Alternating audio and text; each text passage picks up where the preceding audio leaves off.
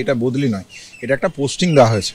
এবার যে জায়গায় অসঙ্গতি ছিল সেই অসঙ্গতি হচ্ছে যে হঠাৎ করে যেটা মেরিট বেসড কাউন্সিলিংয়ের মাধ্যমে হয় সেই জায়গাটাকে ভায়োলেট করে দেখা যাচ্ছে যে 1600 জনের মধ্যে 3 জনকে তাদের খেয়াল খুশি মতো তারা বিভিন্ন জায়গায় পোস্টিং দিয়ে দিচ্ছেন।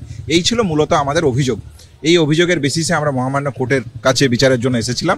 আমরা যে জায়গাটা বলছি যে এই যে 3 জনকে হঠাৎ এই আরবিটারিভাবে পোস্টিং দেওয়া হলো কেন, এর জায়গায় সরকারের কোনো যুক্তিযুক্ত আছে কি নেই, সেই জায়গা থেকে আমি যেটুকু দেখলাম সেটা হচ্ছে যে তিনি সময় চেয়েছেন। পরের মঙ্গলবারের মধ্যে তিনি একটা লিখিত রিপোর্ট এফিডেভিট বা রিপোর্টের আকারে দেবেন বলে মহামান্য বিচারপতিকে জানিয়েছেন। আমরা বলছি যে এটা মেরিট বেসড কাউন্সিলিং, সেইখানে তার সুনির্দিষ্ট কিছু বলার জায়গা আছে কিনা এটা জানতে চান। তিনি আবার বলেন যে আমি তাহলে রিপোর্টে সেগুলো লিখিতভাবে জানাবো তাদের দিক থেকে, সেই জন্য তার সময় দরকার। তিনি সময় চেয়েছেন, মহামান্য বিচারক ওনাকে সময় দিয়েছেন। বাংলা হান্টের আরো খবর দেখতে নজর রাখুন।